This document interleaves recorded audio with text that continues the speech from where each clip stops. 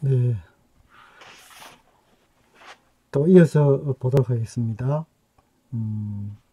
우리가 이제 앞 시간에 그 부처님이 가지신 오한을 말씀을 드렸고, 그 오한이 부처님에게만 국한된 게 아니고 모든 사람에게 다 본래 갖추어진 것이다, 이런 말씀을 이제 드렸습니다.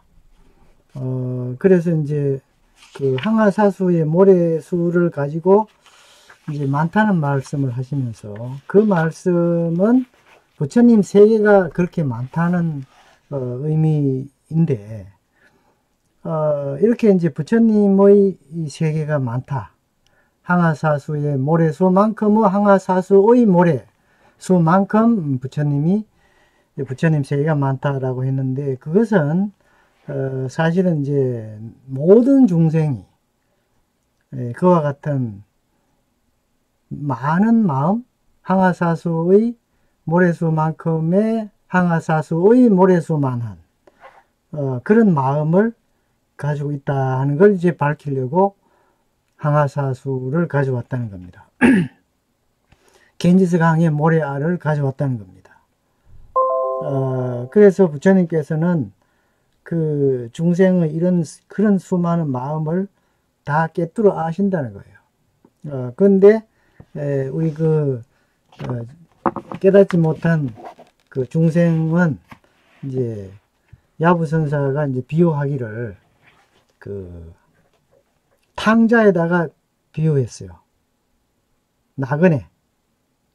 그러니까 바깥 경계에 끌려가면서 사는 그 모습을 탕자에다가 이제 비유를 했는데, 그 탕자의 생활이, 나그네의 생활이 너무나 힘들고 고되고 어렵고 하다는 것을 부처님께서는 이제 아시고, 이것을 어떻게 하면 이제 건져줄 것인가 하는 그런 그 자비심을 가지고 이제 중생을 건진다는 말씀을 이제 드렸는데요. 자, 그러면 이제 이번 시간에는 지난 그 시간에 하던 데 이어서 교과서 529쪽, 여러분 529쪽 맨 밑에 부처님 말씀을 보겠습니다. 무슨 까닭인가? 여러께서 말씀하신 모든 마음은 다 마음이 아니라 이름이 마음이다, 이렇게 하셨어요.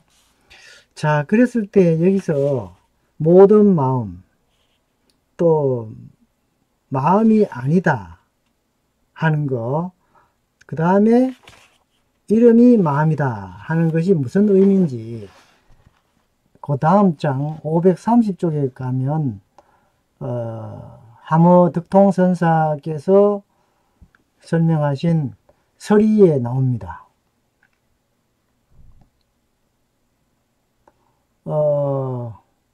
그래서 뭐냐 하면 그 처음부터 보시면, 신령한 근원이 맑고 고요하여 본래 스스로 생겨남이 없건만은 한 생각 물결이 일어나면 여러 망념이 다투어 일어난다, 이렇게 했거든요. 그래서 그 여기서 이제 망념,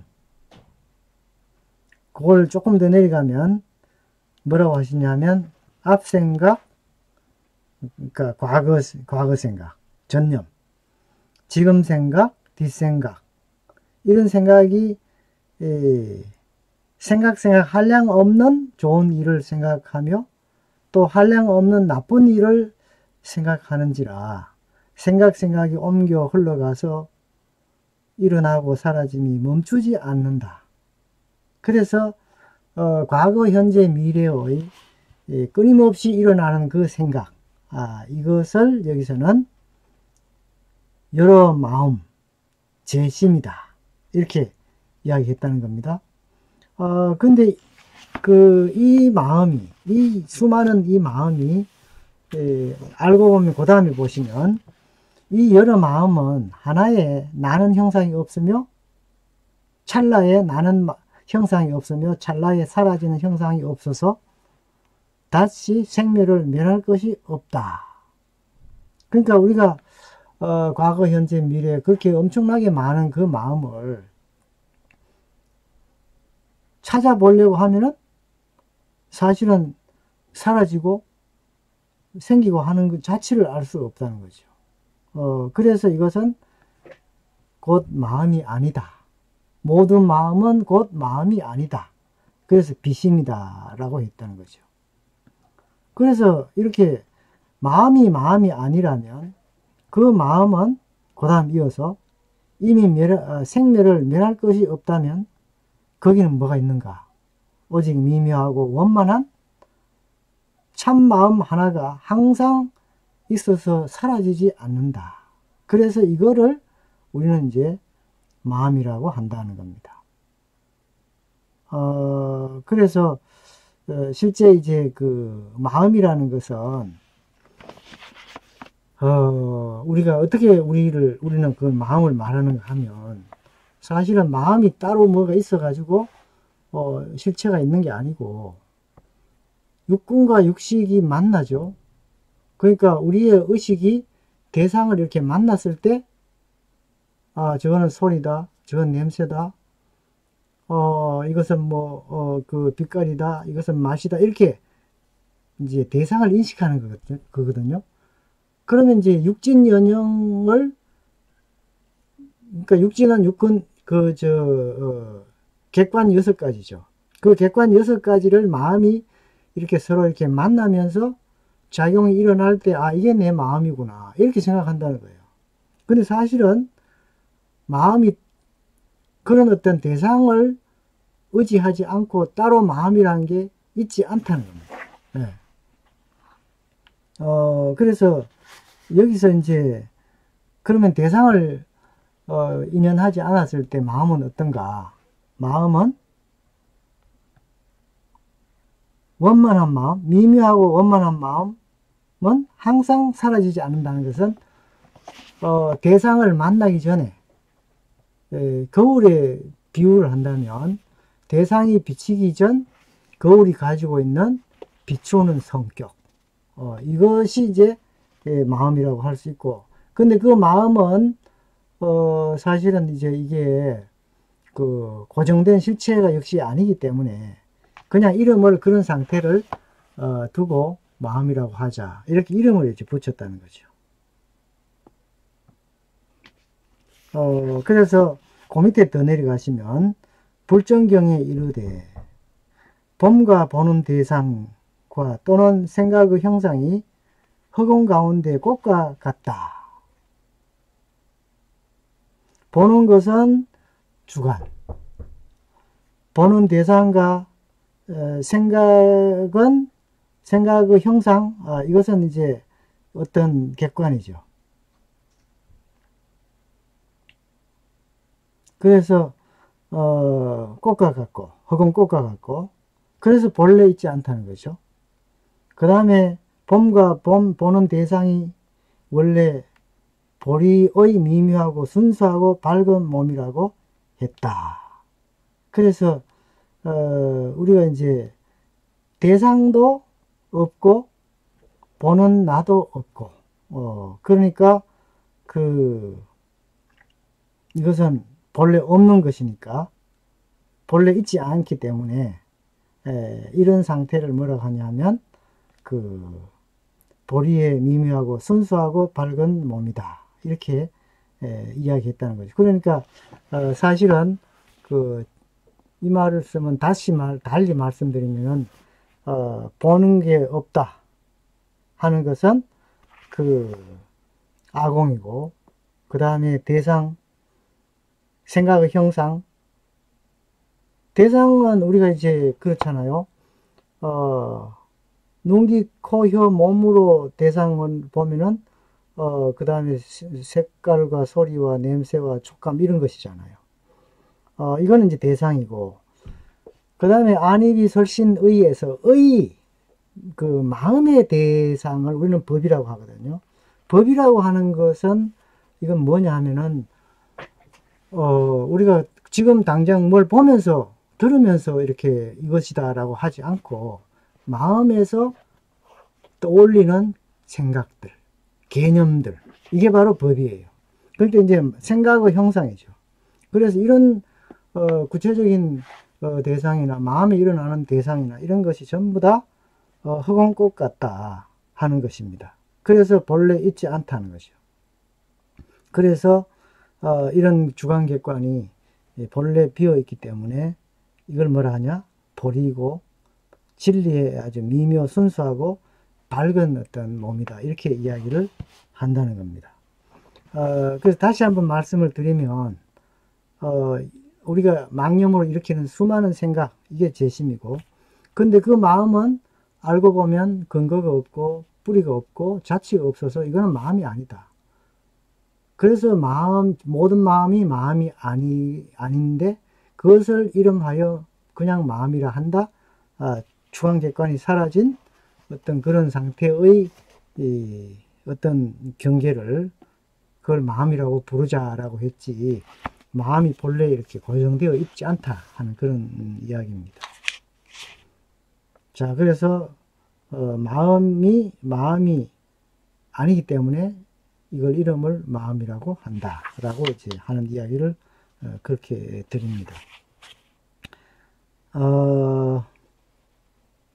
그래서 여러분 531쪽으로 오면요, 병이 많으면 약의 성품을 알 것이다 라고 했는데, 이거는 이제 그 사람들이 마음도 없고 대상도 없는데 마음도 있고 대상도 있다고 보기 때문에 거기서 수많은 생각을 일으키고 괴로움이 이제 일어나니까 이제 마치 아픈 사람한테 약을 쓰듯이 이제 거기에는 어떤 그 처방이 필요하다는 거죠. 그래서 비유하기를 병이 많아서 약을 많이 사용할 수밖에 없다는 겁니다. 그래서 부처님을 의왕이라고 하죠. 그래서 몸을 고치는 의사가 있는가 하면 부처님처럼 마음을 고치는 그러한 의사가 있다고 보면 부처님은 대의왕이다, 이렇게 말씀을 드릴 수가 있습니다.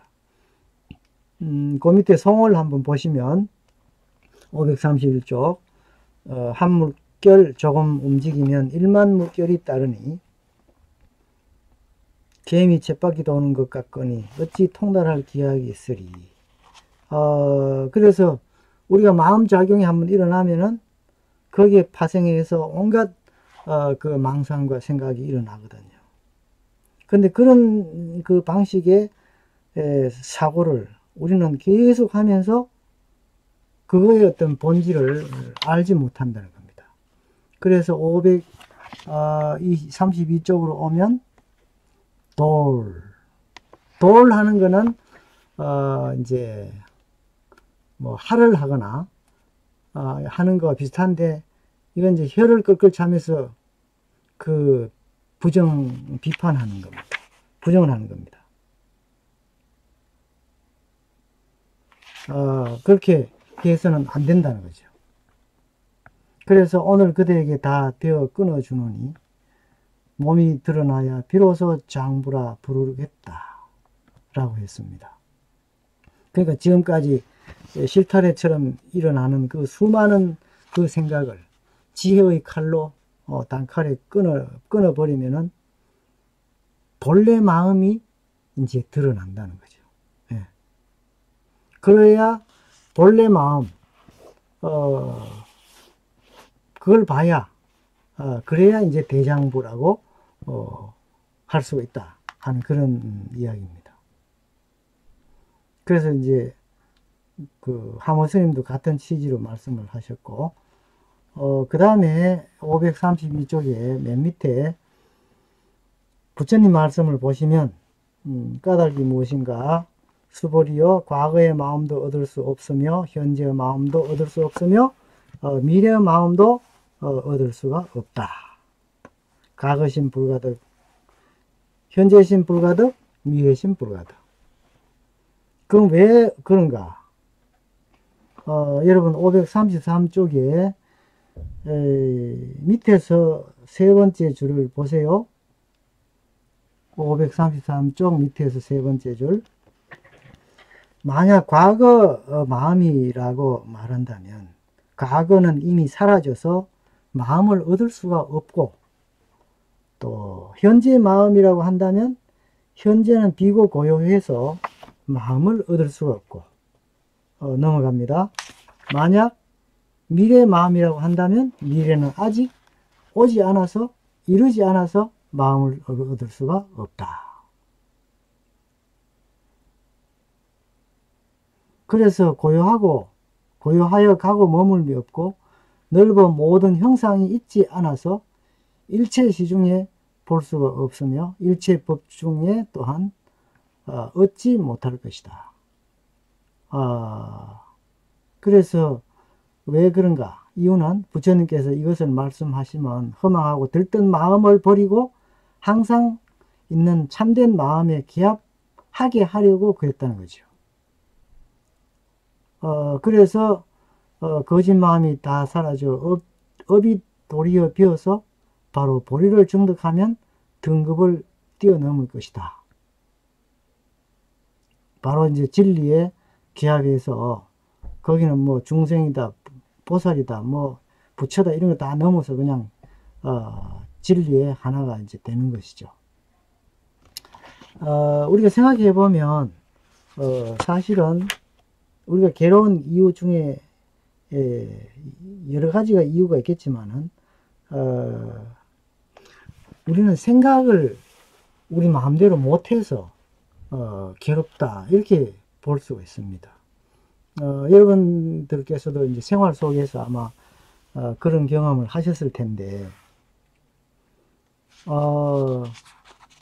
과거에 어떤 생각을 떠올리면서 그것 때문에 너무나 괴로워하기도 하고, 또 지금 내가 어떻게 사는가를 보면서 또 괴로워하기도 하고, 또 미래를 두고 또 불안해하고 하는 그런 경험들을 우리는 이제 합니다.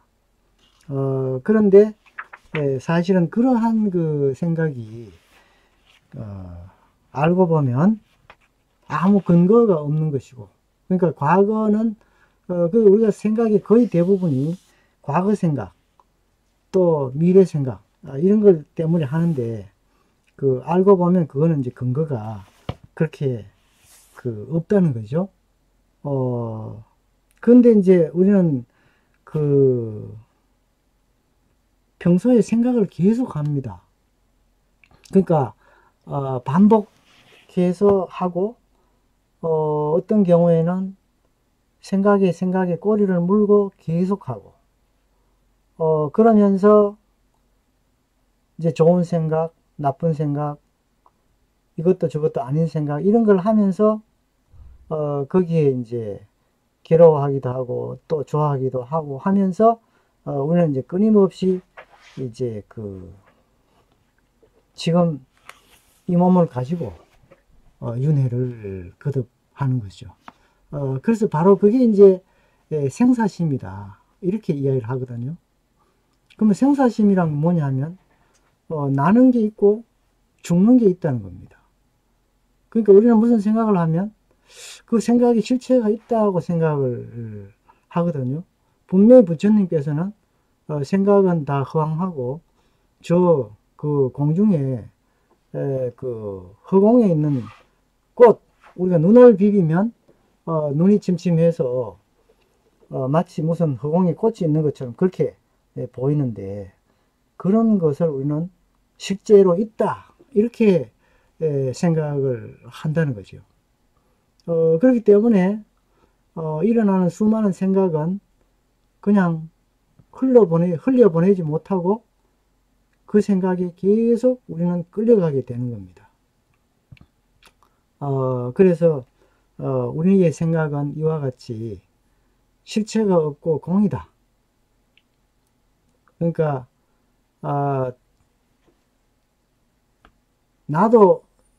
그러니까 생각의 뿌리인 육군, 이것도 공이고, 그 다음에 대상도 공이고, 그 다음에 주관이 객관을 만나서 일어나는 생각도 공이고. 왜 그렇습니까? 본래 나도 공이고 대상도 공이고, 그러면 공과 공이 만나서 무슨 일이 벌어졌다? 그러면 당연히 그것도 공이 되는 거죠. 다만 현상으로서, 연기 현상으로서 그냥 생각이 일어난 거죠. 그러면 그것은 일어난 대로 그냥 두면 되는 건데, 우리는 계속 그것을 굉장히 매달려요. 생각에 또 매달리. 좋은 생각에 집착을 계속하고, 싫은 생각은 안 하고 싶은데 계속 생각이 일어나고, 이렇게 되면서 우리는 우리 자신을 이제 괴롭히면서 산다. 그래서 때로는 이제 내가 싫어하는 사람 생각나면 미운 생각이 일어나고, 또 좋은 사람이 생각나면 그 사람을 못 만나서 너무 그리워하고 이렇게 하고, 그래서 우리는 끊임없이 우리 자신을 이제 괴롭히는, 자기를 학대하는 이런 생활을 하지 않는가라는 생각을 합니다. 자, 그래서 그 다음에 여러분 536쪽을 보시면 화무득통선사 말씀인데, 이 마음은 삼세를 향해 구해도 얻을 수 없다. 삼세가 삼재지요. 삼재. 삼재가 뭡니까? 과거, 현재, 미래입니다. 그 다음에 시방은 뭡니까? 동서남북. 그 다음에 그 사이 감방, 상하까지 하면은 이거는 바로 이제 모든 장소예요. 그래서 삼세는 시간이고 시방은 공간입니다.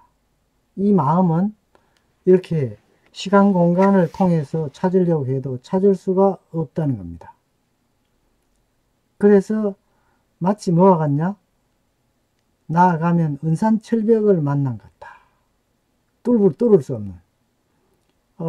물러나면은 만길의 낭떠러지에 접하는 것과 같다는 거죠. 그래서 여기는 눈을 둘 데도 없고 발을 디딜 곳도 없는 그런 곳이라는 거죠.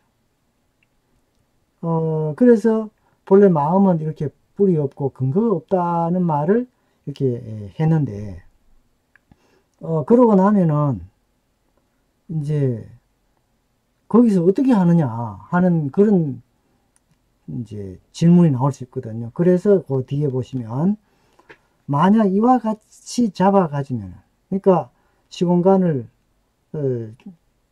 찾아도 그 안에 없고 은산철벽이고 절벽 같다 이렇게 이야기하면, 그러면 어떻게 되냐? 후학이 몸 나갈 길이 없다. 육지가 다 무너져 버린다 하는 거죠. 그래서 이제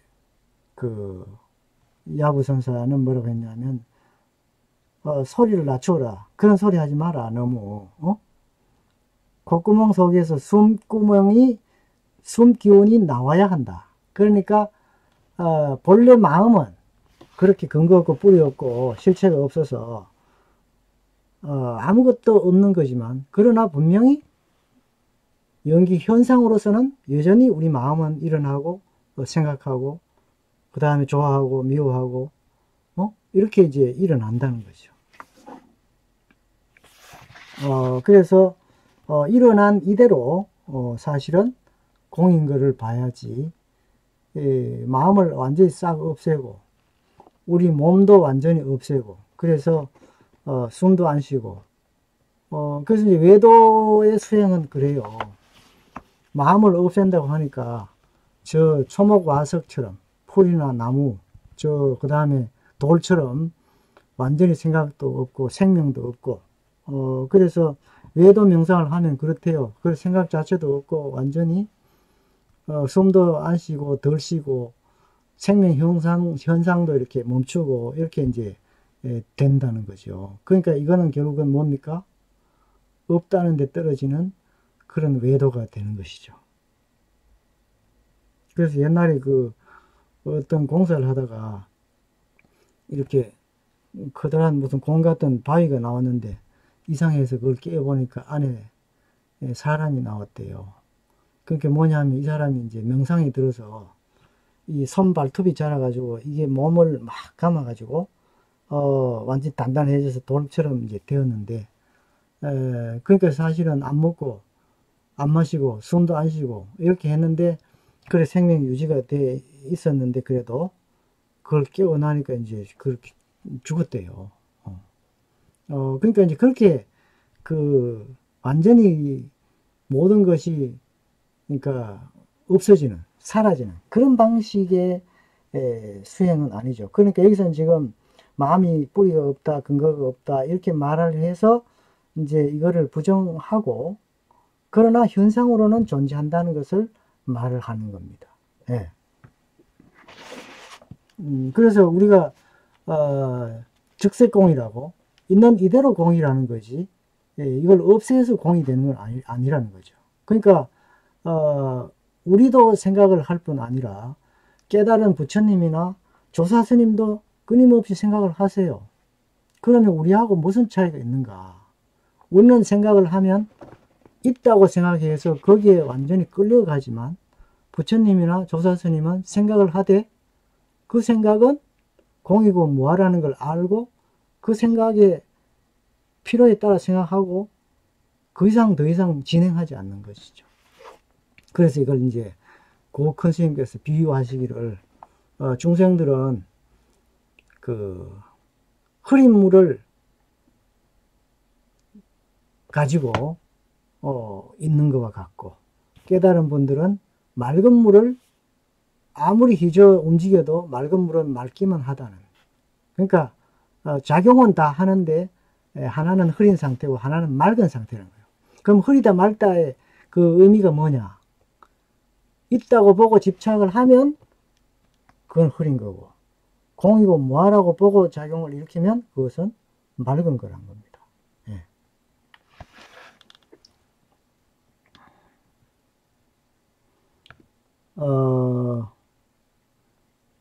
그래서 이제 그렇게 말씀을 드리고,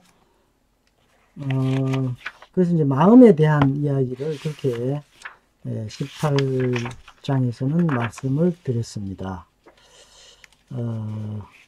자, 그러면 이제 그 정도로 하고 19장으로 넘어가겠습니다. 여러분, 544쪽 법궤를 두루 교화함, 법궤 통합은 제19 이걸 보겠습니다. 그래서 이제 여기서는 뭐냐 하면, 부처님께서 수보리한테 물어요. 어떤 사람이 삼천대천세계 가득한 칠보를 가지고 보시를 하면 복이 많나 안 많나 이렇게 물어보거든요. 그러니까 당연히 많죠. 삼천대천세계가 얼마입니까? 우리 칠보를 뭐 한 주먹만 해도 많은데, 지구만 해도 많은데 삼천대천세계니까 우주만큼 가지고 하니까 엄청 많은 거죠. 그런데 복이 많은 이유에 대해서 부처님은 다르게 말씀하세요. 복덕이란 것은 어떤 구체적 실체를 가지지 않는다는 거죠. 복덕이 실체를 가지고 있다면 그것은 이제 복덕이 많을 수 없다. 그래서 복덕도 실체가 없기 때문에 복덕이 많다, 이런 말씀을 이제 하십니다. 그래서 이제 여러분 545쪽에 오시면 하모 스님께서는 뭐라고 하시냐 하면은,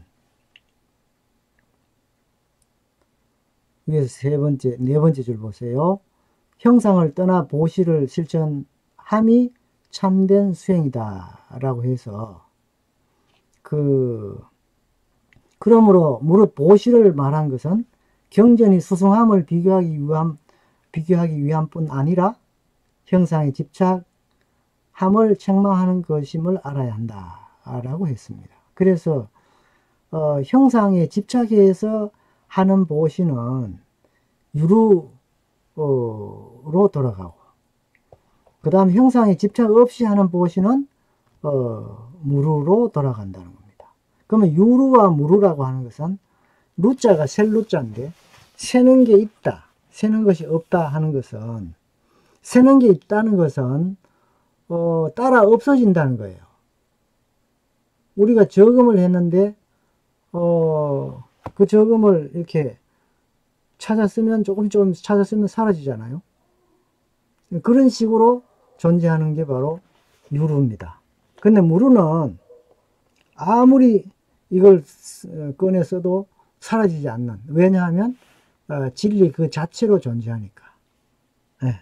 그래서 형상에 집착 없이 하는 이 보시는 무루복을 받고, 형상에 집착한 보시는 유루복을 받아서 착한 일을 하면은 착한 일 한 만큼 대가를 받고, 그 대가가 다 사라지면 이제 다시 제자리로 돌아오는. 그러니까 이렇게 좋은 선행을 해서 천상에 났다. 그러면 그 선행을 다 천상 가서 쓰고 나면 다시 다른 데로 떨어지는 어떤 그런 걸 말하죠. 그래서 여러분 그 546쪽에 오면 서리를 보시면 복 짓는 거하고 성품이 공한 것을 아는 거, 이 두 가지를 가지고 설명을 이제 하십니다. 그러니까 그 밑에 그 야부 스님의 송을 보시면 나하는 공양받음이 박하고 547쪽으로 갑니다. 코끼리 몸에는 질보가 진기하다. 비록 더러운 부가 많으나 어찌 적어서 맑게 가난함만 갖겠는가. 망상은 다만 뜻없음을 인하여 얻고 이루는 마음을 가지고 친해서 이렇네 라고 했는데, 이게 바로 그런 이야기입니다. 이 옛날에 그 어떤 형제가 있어 살았는데, 형은 늘 이제 명상을 해가지고 무아의 이치를 이제 공부를 했대요. 그러나 남에게 이제 선행 뭐 이렇게 베풀고 하는 이런 것은 이제 하지 않았대요. 그런데 이제 동생은 그런 도 닦을 생각을 안 하고 하여튼 뭐 좋은 일은 찾아다니면서 이렇게 했대요. 그래서 이제 두 사람이 그 형제가 이제 죽고 다시 태어났는데, 동생은 이제 코끼리로 태어나고 형은 이제 그 스님으로 태어난 겁니다. 그런데 코끼리로 태어났는데도 워낙 이제 막 전쟁을 잘하고 막 나라에 공을 많이 세우니까 이제 나라에서 이제 그 코끼리한테 온갖 보배 치장하고 막 이런 걸 해가지고 아주 화롭게 꾸며줬대요. 그런데 이제 비구로 태어난 형은 복을 못 지어가지고 돈은 이제 높지만은 사람들한테 이제 이렇게 공양받고 이런 것을 못하는 겁니다. 그래서 너무 가난하게 사는 거죠. 그러니까 한 사람은 복을 짓고 한 사람은 이제 그 도를 닦아서 이치를 깨닫는 걸 했는데, 그러니까 지혜와 복덕을 같이 해야 되는데 이렇게 나누어 한 거죠. 그런데 그러면 비교하자면 가난하면서 도를 아는 거하고 그 다음에 부자이면서 진리를 모르는 거하고 어느 것이 나은가. 가난하면서 진리를 아는 것이 그래도 조금 낫다. 이렇게 이야기를 합니다. 근데 사실은 온전한 거는 둘 다를 겸해서 해야 된다 하는 그런 이야기를 하고 있습니다. 그래서 이제 여기서 이제 보시를 이야기할 때 이제 보시의 복덕이 이제 그 유상 보시, 상에 집착한 보시를 하면은 복은 받지만은 그거는 이제 유루의 복이고 끝내 그것은 사라지는 것이다. 그래서 이제 그 뒤에 가면은 그 말을 하죠. 여러분 어디를 보시냐 하면은 548쪽 종경스님 말씀 보세요. 548쪽에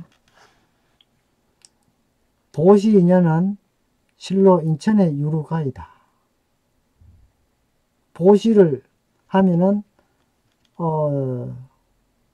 사라지기는 하지만은 거기에 따르는 과보가 있다는 거죠. 그 다음에 무의복덕은 범부와 성인, 교화의 공덕을 뛰어넘는다. 자, 그 다음에 여러분 549쪽에 설리 부분을 한번 보십시오. 하무스님의 설이 보배로 보시한 인연은 법 가운데 빼어났다. 그렇죠.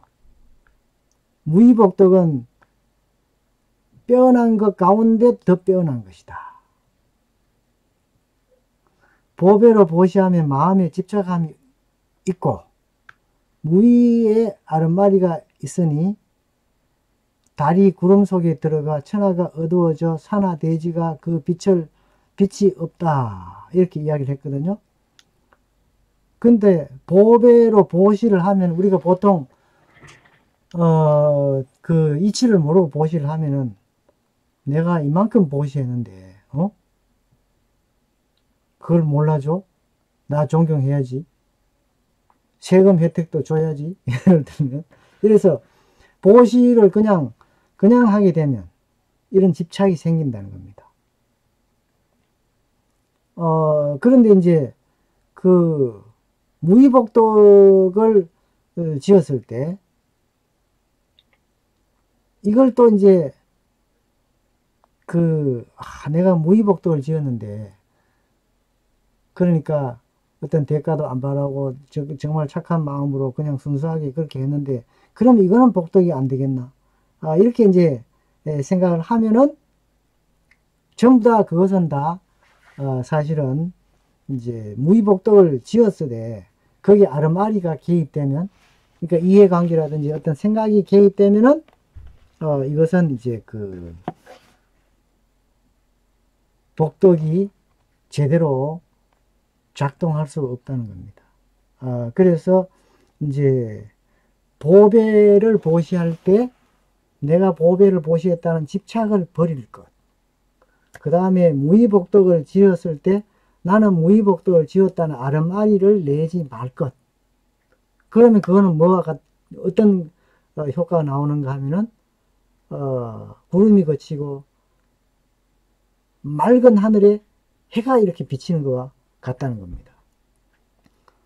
그런데 사실은 그 보배를 엄청 이렇게 보시하고 그 다음에 무의복덕을 짓고 이렇게 하면 사실은 거기는 집착도 없고 아르마리도 없어야 되는데 그게 자꾸 생겨요. 그 왜 그럴까요?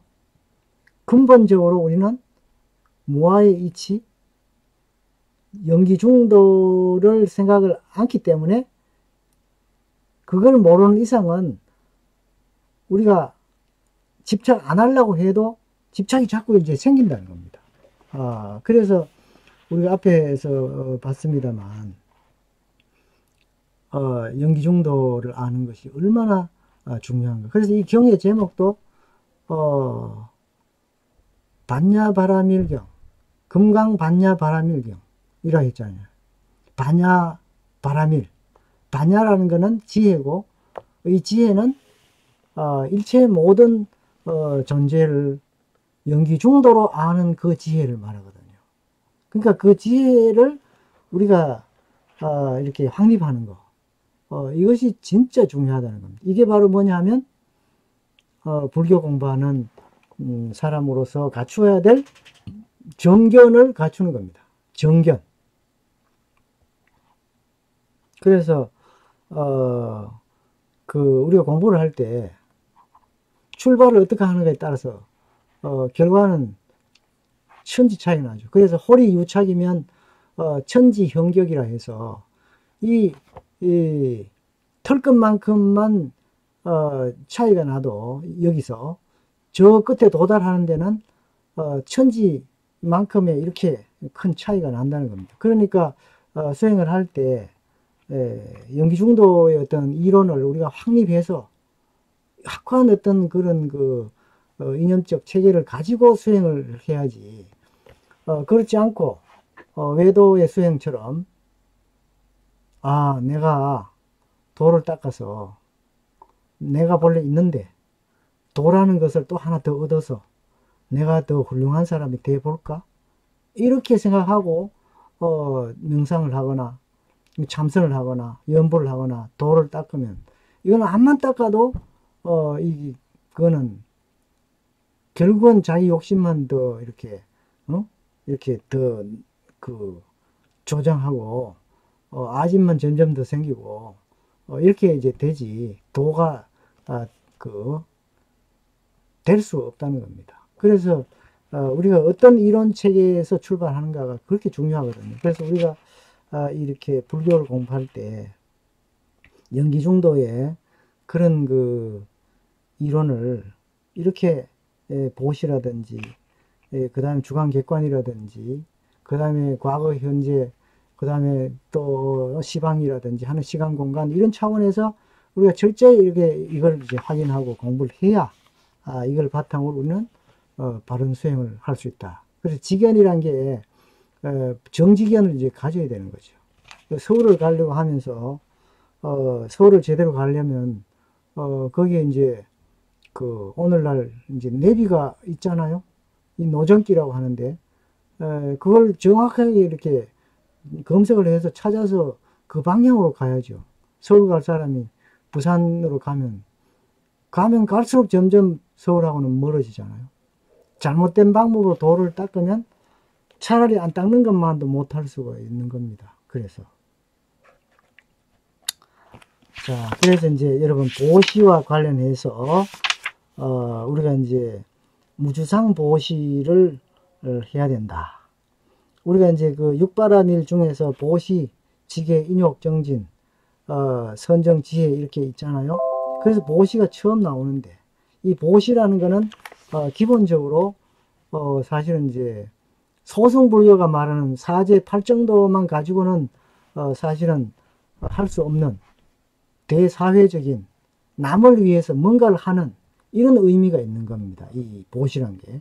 근데 보시는 동시에 내 거를 남에게 주는 거잖아요. 뭐 돈을 줄 수도 있고, 그 다음에 지식을 줄 수도 있고, 그렇게 한데, 준다는 거는 뭡니까? 본래 내가 있고, 그 다음에 그것이 내 거였고 한데, 내 것을 주는 거죠. 그러면 사람은 내 거 주는 게 사실 아깝거든요. 그런데 이렇게 줘버릇을 하면은, 이게 인연에 의해서 내한테 왔다가 지금은 인연이 다해서 내한테 떠나는구나. 말하자면 본래 내 것이 아니구나 하는 거. 그리고 나도 내 것이 아니, 사실은 우리가 사람이 나중에 세월이 지나면은 뭐 수명은 다 다르지만은 내가 가진 것을 다 이렇게 남한테 줘야 되고, 끝내는 어때요? 우리 이 몸까지도 우리가 버리고 가잖아요.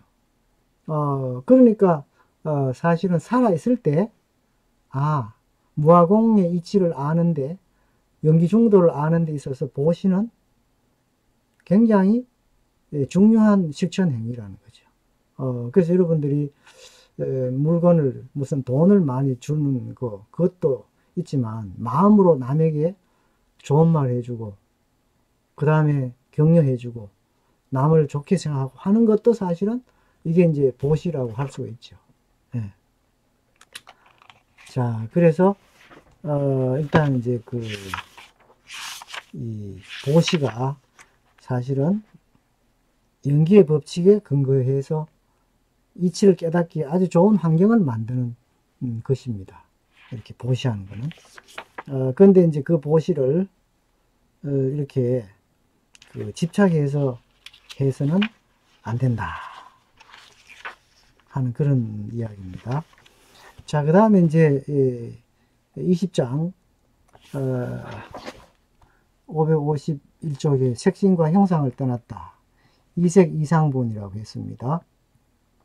여기서는 이제 부처님께서 구족 색신을, 그러니까 부처님 본래 32상 80종호라는 그런 아주 특이한 그런 몸을 이제 가지고 계시잖아요. 그러면 그런 몸을 가지고 그걸 부처님이라고 할 수 있는가? 그런 몸을 구족색신을 우리는 이제 가지고 부처를 거기서 볼 수 있냐라고 했을 때 볼 수 없다. 색신으로는 부처님을 볼 수 없다는 거죠. 왜? 구족색신은 구족색신이 아니라 이름이 구족색신이다. 항상 그래요. 즉비논리라고 했죠. 구족색신, 즉비 구족색신, 시명 구족색신 이렇게 이야기를 하거든요. 그래서 그러니까 이것도 뭐 간단한 겁니다. 구족색신이라는 것은 겉으로 우리가 부처님 이렇게 모셔놓았는데 부처님 그런 모습이 사실은 비구족색신, 실체가 없고 공이라는 거죠. 그러니까 구족색신이 한 덩어리로 그냥 불변한 게 아니고 실체가 없고 공이라는 거죠. 그러니까 그런 상태를 우리가 이름 붙여서 그냥 구족색신이라 한다는 겁니다. 그렇다면 여기서 구족색신이 아니라 하는 것은 뭐냐 하면은 안으로 청정한 행을 갖추면 그것이 이제 진짜 구족색신이라는 겁니다. 그러면 청정행이라는 것은 뭐냐? 육바라밀을 장을 잘 행하는 거, 이거를 말한다는 거죠. 그 말이 곧 뭡니까? 무아공의 이치를 아는 거죠. 그러니까 결국은 비었다는 거죠. 그랬을 때 우리는 그걸 이름해서 구족색신이라고 한다는 겁니다. 그 다음에 552쪽에 보시면은 그래서 구족한 열애의 구족한 여러 형상이 있는데 그걸 통해서 열애를 볼 수 있나? 라고 했을 때 못 봅니다 했어요. 왜? 여러 형상을 구족한 것은 곧 구족한 것이 아니고 이름이 형상을 구족한 것이니까. 형상이 있지만 형상 아닌 측면, 공의 측면이 있어서 그래서 형상이 형상 아닌과 함께 있기 때문에 우리는 그걸 그냥 이름으로 형상을 구족했다 이렇게 말한다는 겁니다. 그래서 553쪽에 가서 육조스님 말씀을 보면 열애는 형상 없는 법신이다. 그러니까 우리도 형상 없는 법신입니다. 우리가 이런 모양을 갖추었지만 본질적으로는 실체가 없으니까 형상이 없는 거죠. 예. 그래서 그런데 우리는 그걸 못 봐요. 왜 그런가? 그 밑에 보시면 삼독심이 있어서 삼독심이 뭡니까? 탐진치, 탐낸다, 성낸다. 탐을 내다가 안 되면 성을 냅니다. 그럼 왜 탐을 내는가? 치암, 어리석어서. 어리석다는 게 뭡니까? 연기중도, 공무화라는 것을 모르는 거. 그러니까 부처님이 말씀하신 연기의 법칙을 모르는 거. 그 말은 뭡니까? 연기의 법칙을 모른다는 말은 모든 존재를 있다고만 보기 때문에 내가 있고 대상이 있고 내가 있는 이상 우리는 모든 내뿐 아니라 내 자신뿐 아니라 주변의 모든 것을 내 거라고 생각하는 본능이 있습니다. 그러면 내 거는 어떻게 합니까? 내가 가지고 내 마음대로 하려고 하거든요. 그러면 여러분 내 가까이 있는 사람이 누굽니까? 처사님이고 또 그 부인이고 자식이고 집에 살림이고 이런 거잖아요. 그러면 직장에 있는 사람이고 그럼 그런 사람이 전부 뭐예요? 내 거예요. 그러면 내 마음대로 해요. 근데 마음대로 됩니까? 안 되죠. 당연히 안 되죠. 왜? 나도 실체가 없고 그 주변에 있는 모든 사람도 실체가 없고 그렇기 때문에 사실은 될 수가 없습니다. 그래서 이런 무아공의 이치를 모르면은 그게 바로 삼독이죠. 그러면은 껍데기밖에 못 본다는 거죠. 그래서 우리가 삼독심을 끊었을 때 삼독심을 끊으면 부처입니다. 그러면 그때는 열애진신을 보고 본인도 열애진신이 되고 이제 그렇게 되는 거죠. 삼독심이 있는 이상은 화신인 부처님만 볼 수밖에 없다 하는 그런 이야기입니다. 그래서 여러분 554쪽에 송을 보시면 청하노니 그대는 얼굴을 들어 허공을 봐라. 넓고 끝이 없어 자취를 볼 수 없도다. 이게 바로 이제 그 자리, 공자리, 무가자리입니다. 만약 몸을 돌리는 조그만 힘을 알면 물건마다에 모두 서로 만날 것이다. 그러니까 우리가 이제 그 노력을 조금만 하면은 여기서 그 모든 그러니까 물건마다 모두 서로 만난다는 것은 진리를 보는 겁니다. 진신, 말하자면 법신을 보는 겁니다.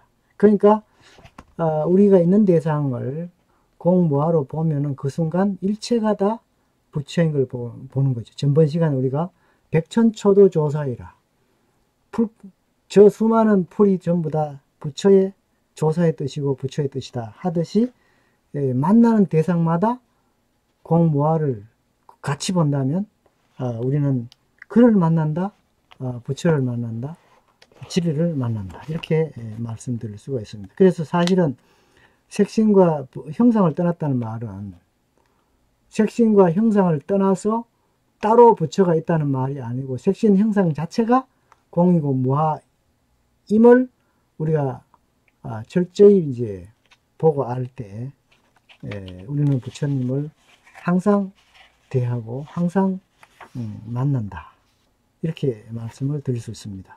근데 사실 이 말도 덜 맞아요. 그 상태는 이미 주객이 사라집니다. 그래서 비유하기를 이 손가락이 이 옆에 다른 손가락을 인연하지 않고 이 손가락을 못 만지고 이 손가락 혼자서 이게 다른 게 뭐 만지면 되는데 우리 눈동자가 눈동자를 못 보는 것과 같이 진리의 상태에서는 대상이 사라집니다. 주관 객관이 사라지는 상태예요. 그런 상태이면서 엄연히 너도 있고 나도 있고 다 있는 것입니다. 그러니까 우리가 이 점이 어려운데 이제 앞으로 공부를 계속 해 가시면 이해가 깊어지실 겁니다. 이번 시간은 여기까지 하겠습니다.